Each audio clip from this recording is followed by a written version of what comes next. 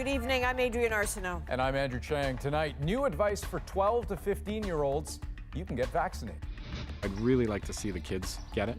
Plus, teachers tell us what they'd like to see. Also tonight, Canada calls for a ceasefire, but there is no let-up in the Middle East. Quebec maps out a new reopening. It's like a tiny stress has been lifted off. And to pay or not to pay. When there's, either sometimes life on the line, it's a very individual decision. What to do when your business is being held for ransom. This is The National. We can mark the fight against COVID-19 in lockdowns endured or in patients on ventilators, but there's no measure of this pandemic more stark than lives lost. Tonight in Canada, that toll has surpassed 25,000. Without vaccines, it would be much higher. And so a critical question now is how fast we can keep rolling up our sleeves. Earlier in the year, it took a month to vaccinate 1 million Canadians. Now that happens every 3 days. That's because supply has boomed and provinces have kept up. If shipments continue as scheduled, every adult could get a first shot by the end of June with millions of doses to spare.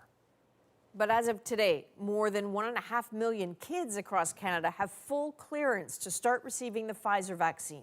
The National Advisory Council on Immunization just gave its approval for those aged 12 to 15, confirming Health Canada's verdict from 2 weeks ago. As Christine Birak shows us, that can raise a dilemma. With the Pfizer-BioNTech vaccine now fully recommended for use in 12 to 18-year-olds, Ajay Mehta feels torn. Who should be vaccinated first, his child or his parents? I'd really like to see the kids get it. But again, ideal state is let's get everyone vaccinated. It's a tough problem. His soon-to-be 12-year-old daughter wants 2 doses before school starts, but Mehta's 73-year-old mother feels she should get her second dose first. Immune system is down for some seniors. Some seniors are in a bedridden, so they should be getting first. They're also worried about the variant emerging in India. So is Alan Bernstein, who sits on Canada's COVID-19 task force. It's clearly more transmissible. Just from the small numbers from out of the UK. We've got to be cautious. There are now over 2,300 confirmed new variant cases in the UK, a 77% increase over the last 5 days. Britain is now speeding up second doses for those over 50 or at high risk of becoming ill from COVID-19, offering second shots after 8 weeks instead of 12 weeks. With big shipments of vaccines arriving in Canada, many want provinces to do the same. So the sooner we feel we have enough vaccine in the country to shorten that dose, the better. Roughly 365 cases of the variant emerging in India have been identified in 9 provinces and territories. To stay ahead of this variant, experts say we need robust testing, surveillance, and speedy vaccinations. I think these things should be on our radar. Second doses should be very much on our radar, and getting immunization out to as many people as we can. Anaya and her grandmother both plan to get their doses as soon as they're offered. We love you very much. We love you too. They're hoping someday soon they'll safely say those words face to face. Christine Birak, CBC News, Toronto. Well, Major General Danny Fortin oversaw the vaccine rollout until last week. Now he is the latest high-ranking military officer under investigation for alleged sexual misconduct. David Cochran explains the impact his departure could have on vaccinations. I was apprised that there were concerns a number of weeks ago. The Prime Minister says he knew Major General Danny Fortin was under investigation, but insists he can't say much more than that. I have not been given a tremendous amount of details into this case because that would not be appropriate. There are official and independent processes underway in reviewing the case. Fortin was the face of Canada's vaccine distribution program until Friday. That's when news broke he was under investigation for an allegation of sexual misconduct. CTV News has reported the case involves a claim of indecent exposure going back more than 30 years to when Fortin was a student. Fortin's lawyer says his client vigorously and categorically denies any wrongdoing. Fortin is the latest high-profile, high-ranking military officer to face allegations, including the former Chief of Defense Staff Jonathan Vance and his successor, Art MacDonald. This is also not an ideal situation to be in, particularly in this moment of crisis, in this moment of importance on the vaccine rollout. And so the government has turned to another soldier, Brigadier General Krista Brody, to replace Fortin. An Army logistics officer, Brody was part of Fortin's vaccine distribution team, which should help the transition. On top of that, Pfizer, the workhorse of the vaccine program, does end-to-end delivery to the provinces. Millions of doses like clockwork for weeks now. We are very confident that we will continue to deliver in a timely way to provinces and territories and that we won't miss a beat. But this is still an important transition during an important week for the vaccination program. Pfizer and Moderna are set to deliver 4.5 million doses, by far Canada's largest week of deliveries to date. David Cochran, CBC News, Ottawa. Right now, Canada's vaccine supply relies on foreign manufacturing. But today, Ottawa announced an investment that could eventually change that. Today's investment of almost $200 million in resilience biotechnologies will not only boost Canadian manufacturing, it will also support good Canadian jobs. The money will go to expanding production facilities for medicines, including mRNA vaccines. It won't be ready, though, until 2024. Too late to help in this pandemic, but hopefully in time if there's a next one. With half of all adults having received at least one dose, a confident Quebec announced a lifting of restrictions. It will be done in stages starting next Friday. But as Alison Northcott shows us, back to normal is still a ways down the road. With the warming weather and news that health measures are about to loosen up, restaurant patios like this one are in high demand. Well, it's a big plus for everybody. It's a relief. We're exceeding our goals with the vaccination campaign. The Quebec government says with stable cases and vaccine rates climbing, it's ready to undo some public health measures, starting with the curfew. In place since January, it will be lifted May 28th. When there's no curfew, it's like a tiny stress has been lifted off. Even for like physical health and just moving around and like living as a human being, it'll be, something that brings us back to some normality. Restaurant patios and private outdoor gatherings with up to 8 people will also be allowed, and up to 2,500 people will be able to gather in large indoor venues and stadiums. If things go well, many regions could see restaurant dining rooms reopen at the end of this month, and the Premier has an ambitious goal for the end of August. If we reach our goal of 75% of the population over 12 with 2 doses, masks won't be mandatory in most public places. These will be all lifted out. It's been takeout only at this restaurant since last fall. I'm getting the feeling of butterflies just to start sitting people and taking their orders and talking to people. So it's going to be great. It's going to be very stressful. It's stressful because he has just 10 days to hire back enough staff to make it work. If you don't try to give some rules around those meetings and gatherings, they will happen whether you want it or not. Dr. Carolyn Quash says outdoor activities are a good start, but there are still risks of another wave if the reopening is too fast. We see that in the UK with 50% vaccination, things were really good, and now with the Indian variant, they seem to have an increase in cases, which could happen here as well. So, Alison, given that, why does the province think now is a good time for this reopening?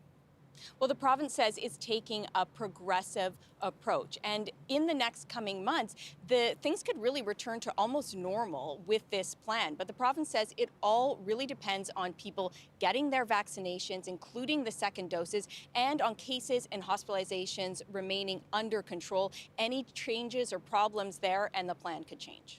As always, Alison Northcott in Montreal. Thank you, Alison. You're welcome.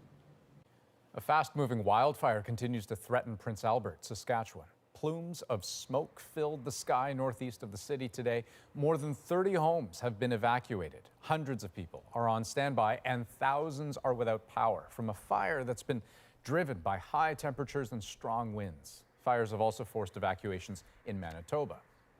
With the dry weather and the wind, we could not be concerned right now, but in 5 minutes from now, it could be coming, So that's why the province is here with the bombers. Two communities in southwest Manitoba have declared local states of emergency as a grass fire that was first sparked on Friday continues to burn. Dozens of people have left their homes there, and at least 6 other wildfires are burning in the province, leading to road closures and air quality concerns in a number of communities. Despite international calls for a ceasefire, the conflict between Israel and Gaza militants is showing no signs of slowing down, and today growing anger over it spilled into the streets of Jerusalem and the West Bank. A day of protests and strikes by Palestinians resulted in violence. In cities and towns across the West Bank, Israeli troops fired tear gas into crowds as protesters burned tires and hurled stones. It was another day also of intense Israeli airstrikes into Gaza, and rockets from Palestinian militants fired back across the border at Israel. So Margaret Evans and our team are on the ground in Jerusalem tonight. So Margaret, as the days go on in this conflict, what's your sense of how it's evolving? Well, Adrian, as you know, there's huge international pressure on the Israelis to accept a ceasefire, but there's also growing pressure here in Jerusalem, in the occupied territories, and inside Israel from Palestinians themselves, growing and more defiant anger. This was the answer by Palestinians across the occupied territories to the Israeli bombing of Gaza and more. Long-held grievances that were pushing the temperature up here well before the Gaza campaign. Sheikh Jarrah, a neighborhood in occupied East Jerusalem, has been a driving force. Palestinian families living here threatened with eviction by Israel. And the unrest has spread to Israel itself and the mixed cities that are home to Muslims and Jews alike. At first glance, the city of Lod projects an image of tolerance. One plaza home to a mosque, a monastery, and a synagogue. The tense streets tell a different story. Lod has been under a state of emergency for a week now, after unprecedented scenes of mob violence between Jewish and Palestinian Arab Israelis. We met Suleiman Zabarka when he was arguing with the police, asking why they stood by as Jewish extremists set his property on fire. I live in the state of Israel, he says, but I don't receive full rights. I want the mayor of Lod to treat everyone in the same way. I hope he pays attention to the Arab sector in this town. The funeral today of a Jewish man named Yigal Yehoshua. He was hit in the head with a brick during last week's rioting after a young Arab Israeli man was shot. Yehoshua died of his injuries yesterday. In just a short period of time, people who once called each other neighbor are now afraid of each other. 5 synagogues were burned, and Jewish volunteers are setting up neighborhood watch groups for their community. Some look like enforcers, intimidating. I don't see vigilantes. I see people defending the house. Ayelet Wadler is a Jewish mother of 6. She insists Arab Israelis were behind the majority of attacks in Lod, betraying their Jewish neighbors. They have been living together for 10 years. They have been helping each other change tires, carry groceries. It's hard to imagine how these communities can live together given the anger unleashed. Arab Israelis ask how a city can accept them if a country can't. Israel don't consider me Israeli. Israel is, the anthem says, land for the Jews. Some people in Lod talk of a shattered trust. Others wonder if it was ever there. So in some ways, that defiant pressure of Palestinians, it feels a bit unchanged from when we were posted there together many, many years ago. But I'm curious, what is fundamentally different in this moment of the conflict? Yeah, you're right that the anger is still there, but I think it's the pileup, if you like, of the changes in the intervening years. You know, there's a security barrier there. That's what Israel calls it, the wall between the occupied territories and Israel. There is continued expansion of the settlements in the occupied territories, including East Jerusalem. And more recently, you had Donald Trump moving the embassy, the U.S. embassy, to Jerusalem. So all of these measures not going in the direction of the Palestinians, and the horizon is shrinking and the pressure is piling. And you've got a new generation, and you talk to them about the two-state solution, it means nothing. These are young people who say, if we can't have a two-state solution, we're willing to try a one-state solution and fight for our rights. They feel more independent than the old Palestinian leadership, and I think that's what's different, that the old pressures piling up and adding up at a new, younger generation. Interesting. As always, Margaret Evans in Jerusalem, thank you. Today, for the first time, Prime Minister Justin Trudeau joined other world leaders in calling for a ceasefire in the conflict. We've all seen the tragic images, families, innocents, kids affected. It needs to stop. That's why Canada is calling for a ceasefire. Trudeau says Canada will work with the international community to de-escalate the situation, and he says Canada's heart goes out to those affected on all sides. U.S. President Joe Biden has also expressed support for a ceasefire, but he has stopped short of demanding one. Well, Spain has a sudden humanitarian crisis on its hands. Nearly 8,000 migrants from neighboring Morocco entered the country in the past 2 days. Spanish troops are now pushing them back. Renee Filipponi has more on the border tension and what might be behind it. They crossed any way they could, from Morocco to Spain's northern African enclave of Ceuta. Some arrived by boat or swam to shore. Others snuck around the oceanfront border by foot. A record 8,000 have made the journey since Monday. This boy, suffering from exhaustion, is one of 1,500 children.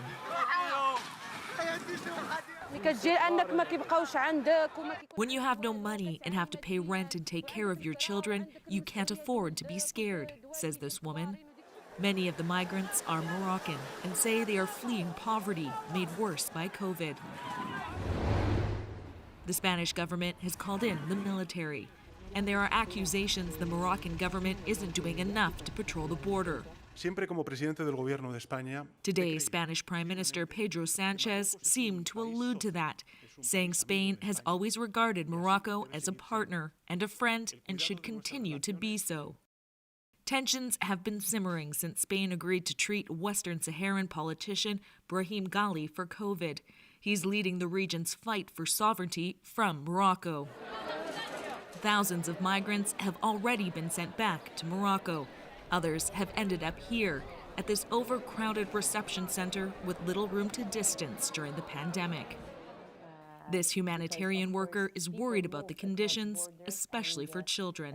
This needs bilateral responses in order to guarantee that all vulnerable profiles receive the adequate assistance and protection they need, and be sure that no one is left behind.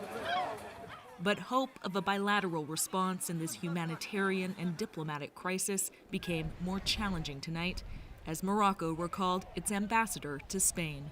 Renee Filipponi, CBC News, London. In Russia, dozens, perhaps hundreds of transit workers have been fired from the Moscow metro. As Chris Brown reports, their names are on a leaked list of people who support Vladimir Putin's political rival, imprisoned opposition leader Alexei Navalny. As much a museum as an incredibly efficient and ornate way to get around, the Kremlin's crackdown on criticism has now entangled Moscow's famous metro system.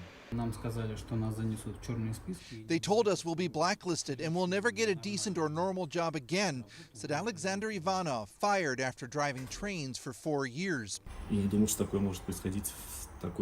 I've never seen anything like this and never thought it could happen in an organization like the Moscow Metro, said his colleague Sergei Polyantsov, a 17-year veteran. Both men were terminated because they signed a supposedly confidential online list calling for imprisoned opposition leader Alexei Navalny to be freed. But the list was hacked, their identities released, and their bosses told them they had to quit or be fired. People ended up on this blacklist just because their relatives were signed up, or their wives or their kids, he said. The union claims 60 workers have been terminated so far, but officials say the purge involves all levels of public transport, and the eventual number of dismissals could be into the hundreds. The very meaning of labor legislation has been violated, said this leader, as he promised to take the mass firings to court. No one expects an appeal will succeed, though. Any sign of support for Navalny or the independent opposition is now considered to be extremism. Targeting ordinary people rather than activists is likely enough to frighten many into keeping quiet.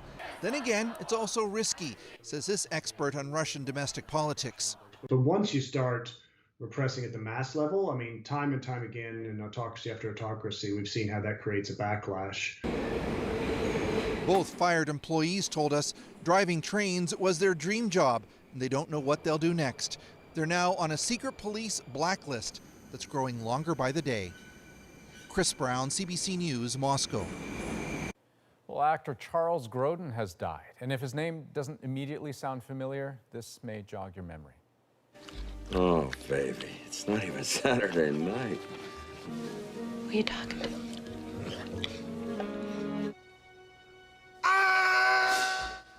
That's him in one of his biggest movie roles as the father in Beethoven. Grodin also played an accountant sought by bounty hunter Robert De Niro in the comedy Midnight Run. His breakthrough role was in 1972's The Heartbreak Kid with Sybil Shepherd. Grodin died of bone marrow cancer. He was 86 years old. A cyber attack has had a major impact on the supply of gas in parts of the United States, and it's gone beyond the pumps. Check out the line. Cyber attacks followed by a demand for money leave companies and agencies with difficult decisions on how to get their data back. The general guidance is don't pay. Also, as vaccinations begin for teens, should inoculation become mandatory for their teachers? We asked the educators. We need to think about whether that might actually lead to more vaccine hesitancy amongst some folks. It's raining mice. In what's already a very strange year, Australia is hit with a mighty infestation. Mighty like a million mice. We're back in 2.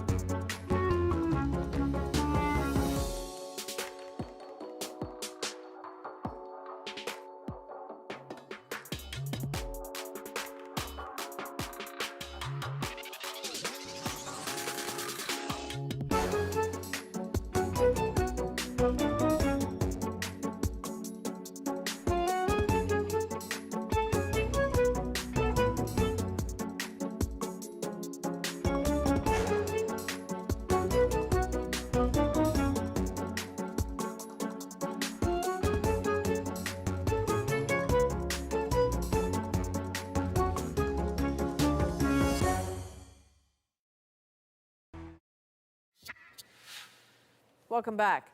Tonight, as part of our CBC News project, Schools Under Stress, we look at fear of COVID-19 in the classroom. More than 9,000 teachers answered our exclusive questionnaire, and more than half of them are very concerned about catching COVID at work.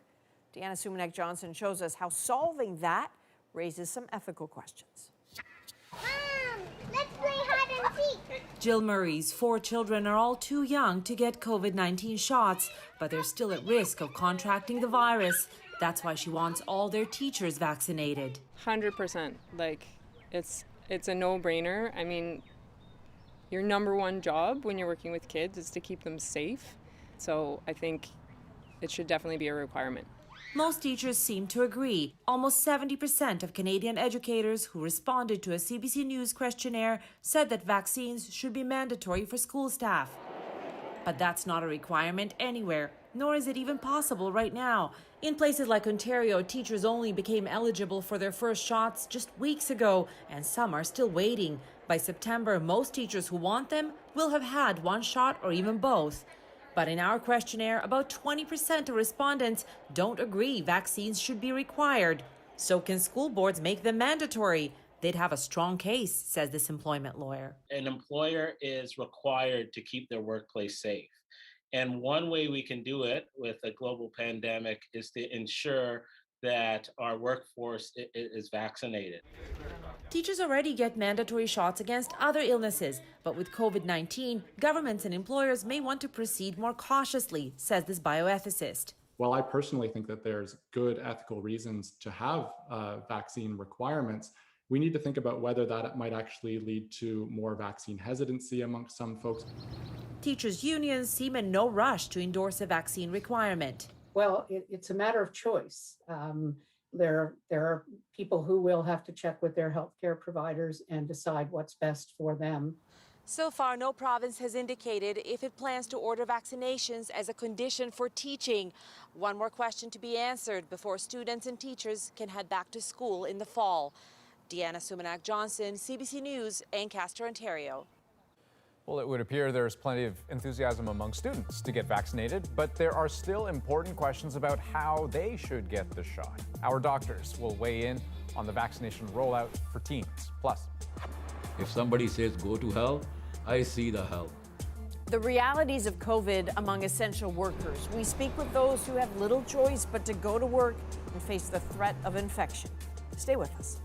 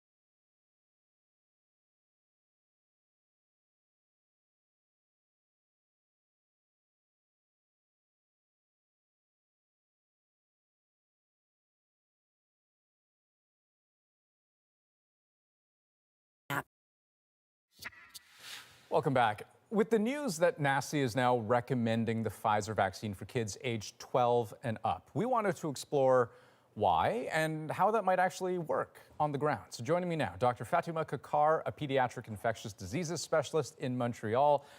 Dr. Kakar, of course, and for good reason, the emphasis thus far has been on vaccinating older adults, right? But in your mind, what are the biggest benefits of vaccinating younger teenagers?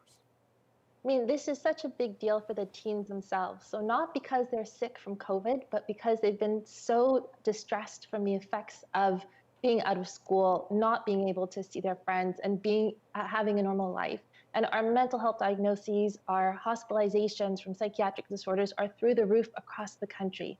So for kids, having this vaccine means a return to normalcy, and it is so essential for their mental health.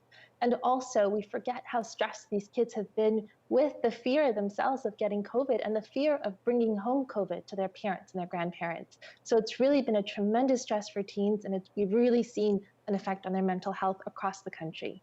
That being said, what are the hurdles that you would anticipate in terms of rolling out the vaccine to this age group? Because if I were to hazard a guess, I mean, especially based on what you just said, I would think most younger people would welcome a vaccine.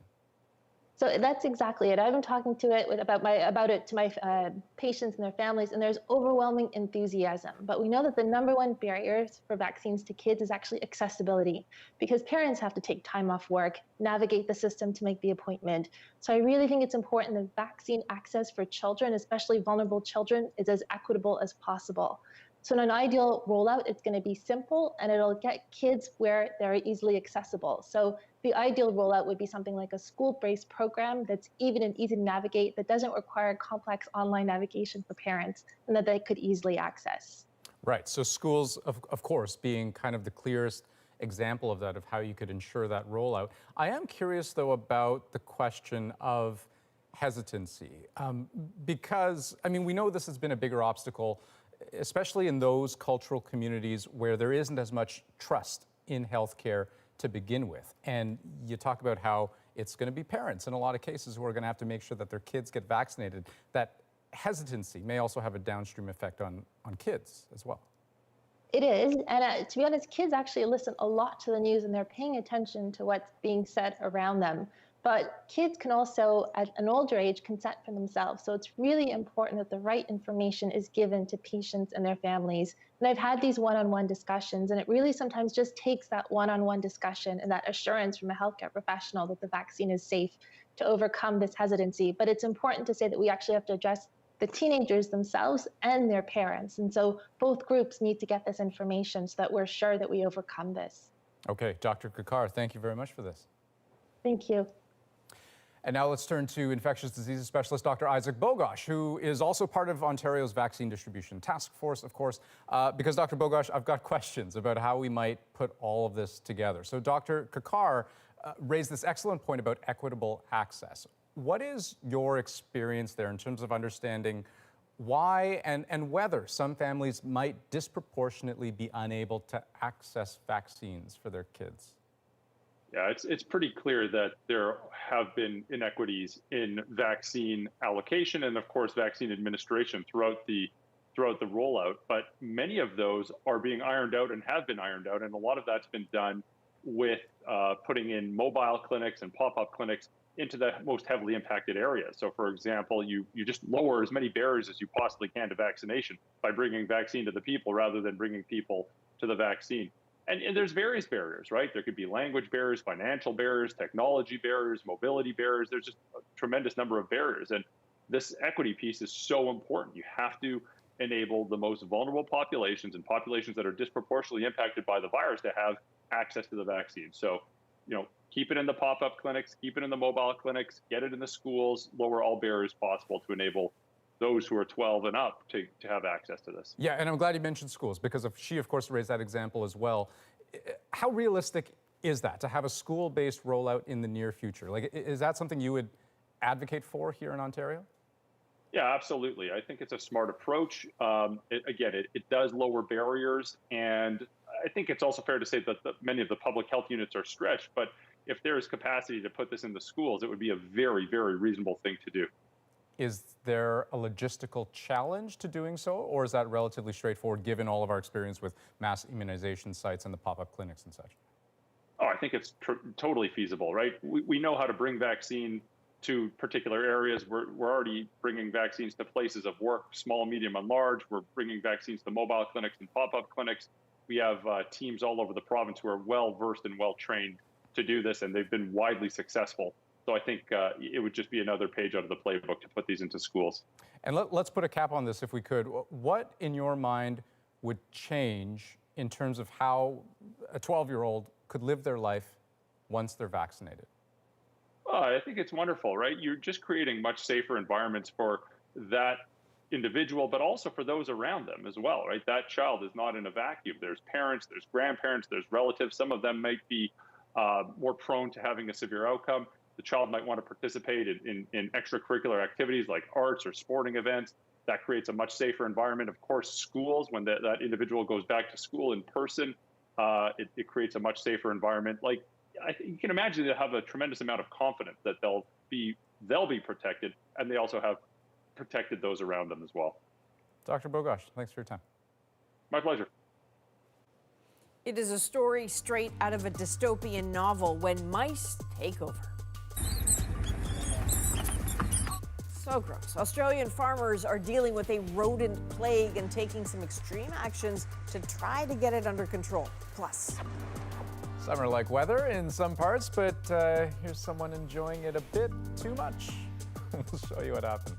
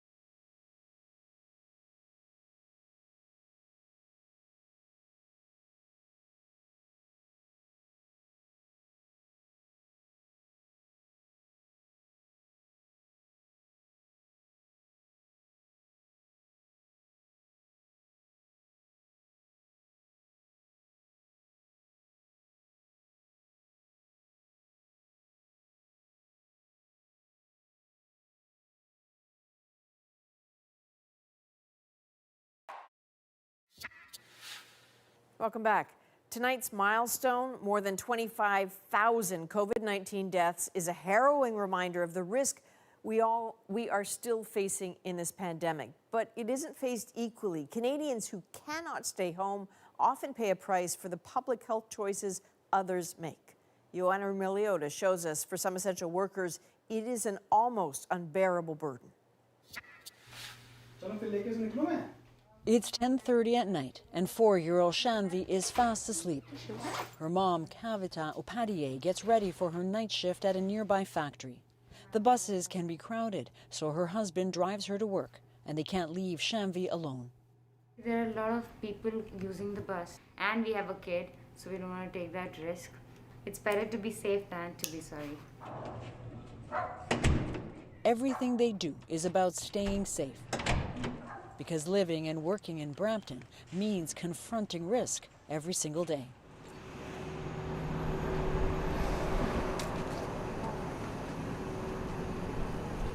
The story of one of the hardest hit areas in the province can be told here, at a bus terminal where thousands of essential workers set off to dozens of factories and warehouses in the area. There have been hundreds of workplace outbreaks since last year, fueling more than 100,000 COVID cases in the region. Infections that spread in densely populated buildings and in homes with several family members. The effects can be devastating. I can't make my balance. Whenever I move in my house, always somebody's watching me that I don't fall. It's taken weeks to manage a few stairs. Gurinder Singh Khera is recovering from COVID, and he's lucky to be alive. Twice he was rushed to hospital and put on a ventilator. The second time, he says, he barely made it there after collapsing in his bedroom. Finally, I'm gone. I'm nowhere. What do you mean you're gone? My body get almost cold, no breath, no heartbeat. So my wife started crying. My mother-in-law is downstairs. She ran upstairs. My daughter, she called 911. They gave the instructions, press the chest and whatever. They try to do it, they do it. Gurinder's wife works at a factory where there have been outbreaks. She got sick first. Other than his daughter, everyone at home, including his in-laws, got infected. But no one as seriously as him. He says his wife is traumatized by how close he came to dying. I feel it, she's scared. We never go to the bedroom. She's scared. Both times I go to the hospital from that bedroom. So we sleep in a family room. And what I feel for my family, that we go through the hell. If somebody says go to hell, I see the hell, honestly. So that's why I say to everyone, use precautions. If you don't need to go outside, don't go, honestly. I'm very lucky.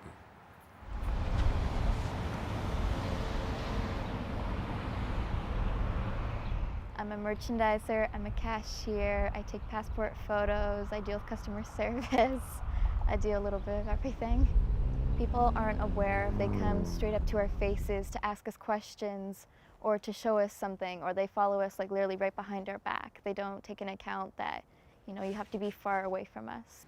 Sit! I know you want more treats. Sit! Michaela Portali works part-time at a pharmacy and has been on her guard since the start of the pandemic. Give Mama a kiss. It's been one anxious shift after another. I've put wet floor signs all around me before just to get people to just stay away from me, but they actually kicked the signs down and they came right up to me, which it kind of broke my heart and it just made me so scared.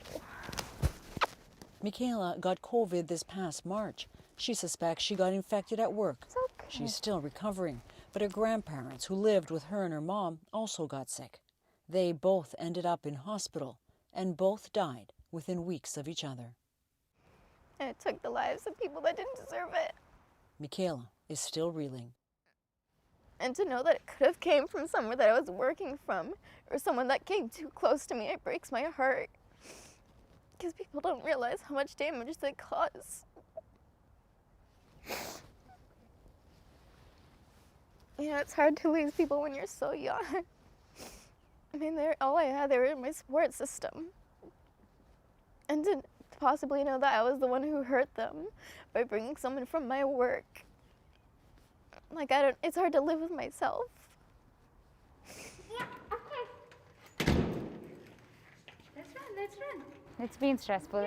Mentally, you keep thinking you have a kid and they can go in any way. You cannot predict the course of the disease. Run, run, run, run! Kavita and her family have dodged COVID until now. There have been outbreaks at her workplace, and there are cases in her building too. She focuses on the joy in her life and gives thanks for every healthy day. Some people are badly affected, some are very mildly affected. By God's grace, we have not been affected. But I can only be thankful to God and just take precautions. Kavita and her husband just got their first vaccine dose. And while going to work is still a risk, the danger is starting to feel a little less dark. Joanna Rumeliotis, CBC News, Brampton. Well, cyber attacks are becoming more and more common, but the demand for ransom is leaving those attacked with a bigger challenge. When there's, either sometimes life on the line or the like, it's a very individual decision. The impossible choice companies face: pay the ransom and fund illegal activity, or refuse and lose your data. Plus, It's raining mice. So this is not a science fiction movie. Australia is dealing with the very real threat of a mouse takeover. Stay with us.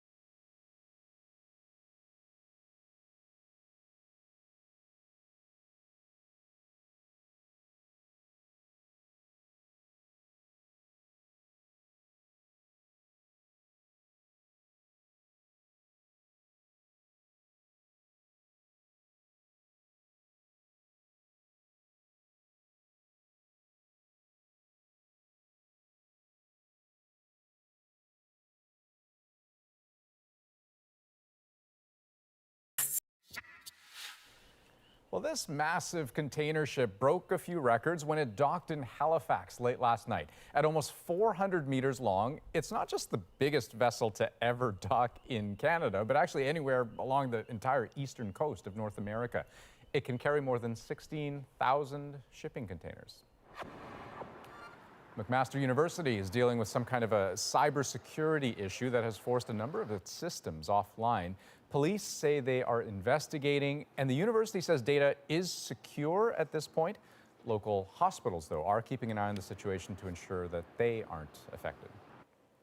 Now, there is growing concern worldwide about criminals targeting online systems. In fact, right now in New Zealand, a number of hospitals are under attack, and hackers are demanding a ransom. Thomas Dagla looks at the shifting advice about what to do. Hidden in the shadows of cyberspace, an increasingly costly threat: ransomware, malicious code deployed by criminal gangs infecting computers worldwide. The latest victim, a network of hospitals in New Zealand. Clearly, we will not be paying any ransom for this.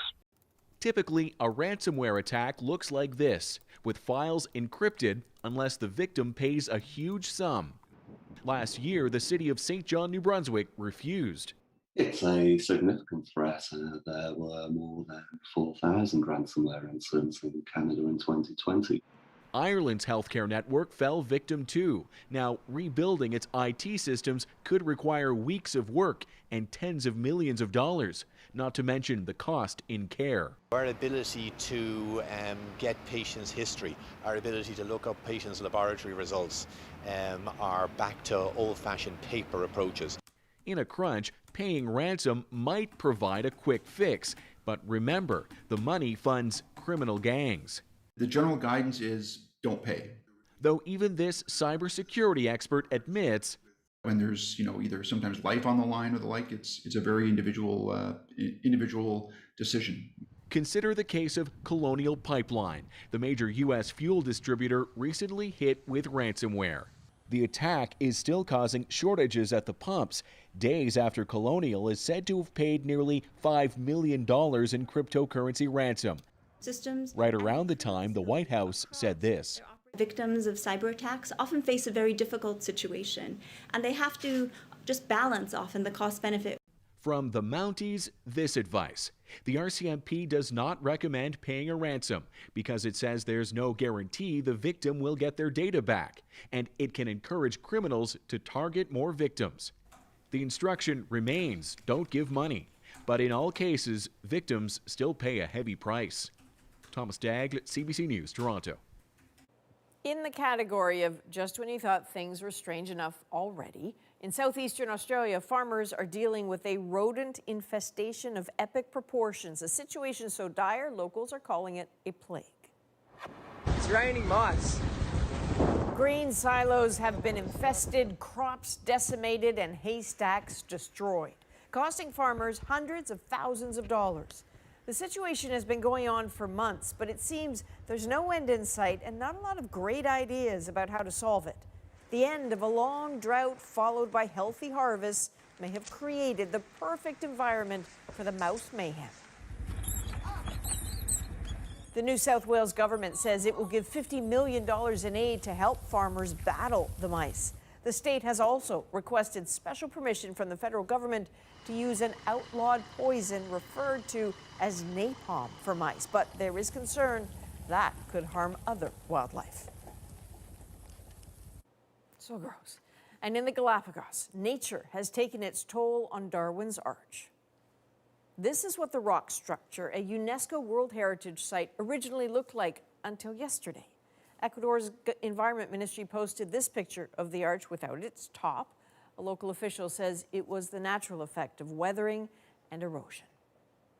A shocker for a Sudbury family, how this moose hopped a fence and dropped in for a swim. Our moment is next.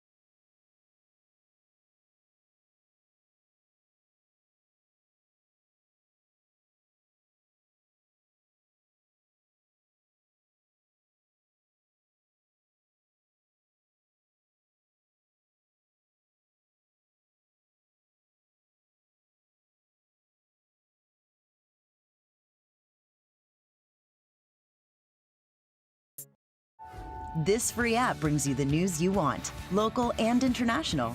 Easy to use and easy to set the way you like. Get the free CBC News app today. Well, wildlife sightings are pretty common in northern Ontario, like this young moose seen by Kelsey Heikela of Sudbury. But unlike seeing moose during a drive or a walk, Heikela found this one in her backyard pool. What happened next is our moment. This is Elliot. He's fuzzy, and I'm going to keep him. I heard several bangs out the back and then a bunch of splashing in the pool.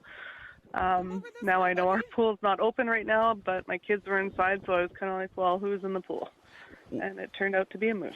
She bunny hopped it, apparently. I didn't see it. I had a neighbor outside who's seen the whole thing and watched her bunny hop the fence. It's okay, buddy. We had several people here. There was about 15 cars on the block. Once the pool was pumped down so that they could safely tranquilize her without her drowning, once they were sure she was out, the guys just hopped in the pool and kind of shimmied her up a ladder system. So they actually followed up with me last night, M&R, and they said that she was safely released into the bush. That's a heck of a story. Although I'm still trying to imagine a moose bunny hopping, like what that might actually look like. Not that graceful. Yeah, but although funny enough, she says that was her big takeaway, that moose can jump surprisingly high. Well, I find this family kind of interesting because Kelsey says they've been figuring out, no, really, how did the moose get in the pool? And they think that because they bought this play structure, that maybe the moose hit the play structure, bounced off the water slide and into the water. I like the story. I'm not so sure about the theory. That is a national for May the 18th. Good night.